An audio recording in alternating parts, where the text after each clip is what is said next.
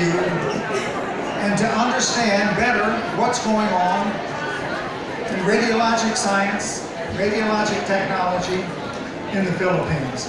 And I thank you guys again for having me here. The next question is, do we have my slides? Can we show the slides? My presentation? Well, get number one up there and tell me who is operating the. I want to introduce you to several new thoughts. And this is a little difficult, not because of the physics, but because of the English. The title of this presentation, for me, is very new. It is Normalization of Deviance. Normal is what is every day.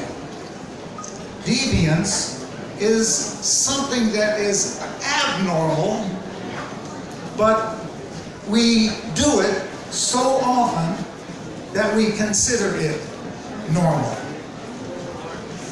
And I want to describe for you, we're late getting started, so I'm going to go through these slides rather rapidly.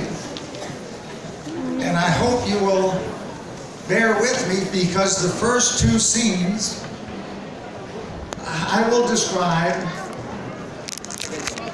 This is good. Thank you. Good. Now, are you going to click it? Because I'm not clicking it.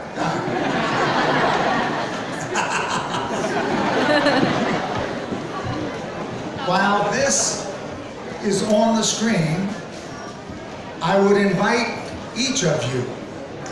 You see my email address, sbushong@vcm.edu, especially the educators. If you have any questions that you think I can help you with, I communicate best by email. And I would be happy to respond. It may take some while for me to respond, but just so you know that is the case. Next. You see, that's why that word next. Here's where we are. The term normalization of deviance was coined by Diane Vaughan of, hang on, I gotta take that out,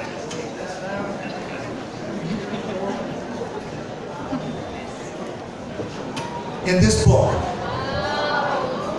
And I'm going to give this book to someone who stays awake during this lecture.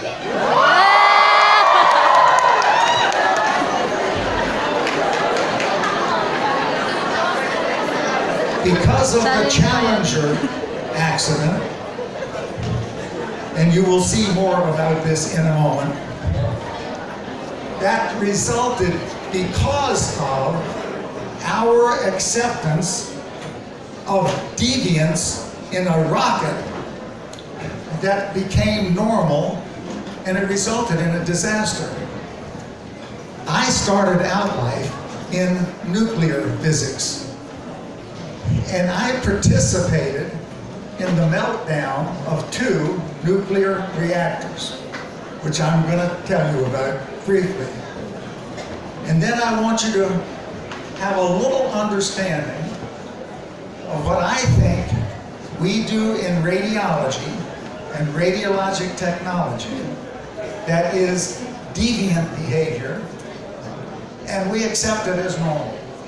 And it could result in a very harmful response, but we don't know yet.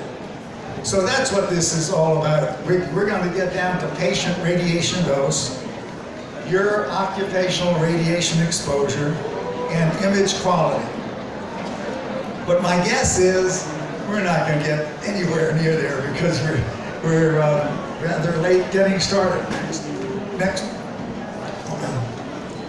Check this out. What's that? No, I'm not holding on to this because I'm gonna.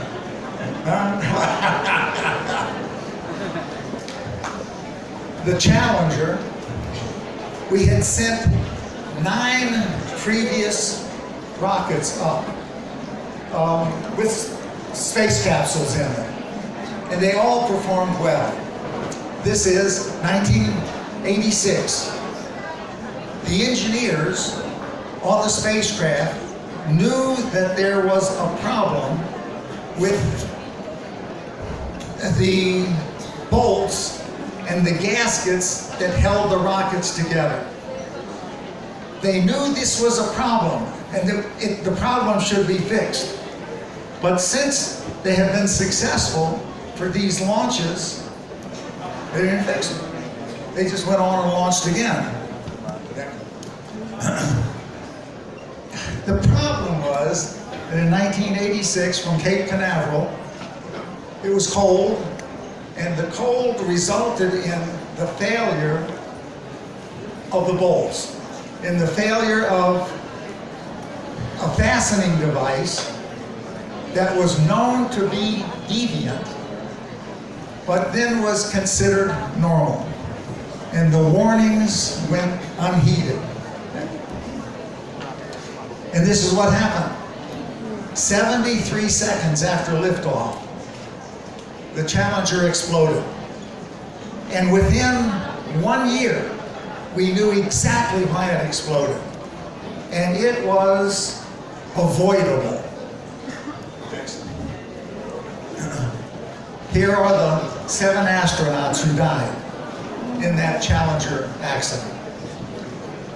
These people relate to your patients because what we do in medical imaging is very, very good, but can be even better because of the inappropriate use of some radiation that we'll get into if we can. Next. So here it goes. Try another one. See, if I had the clicker, I would check this out. If you were there at the time watching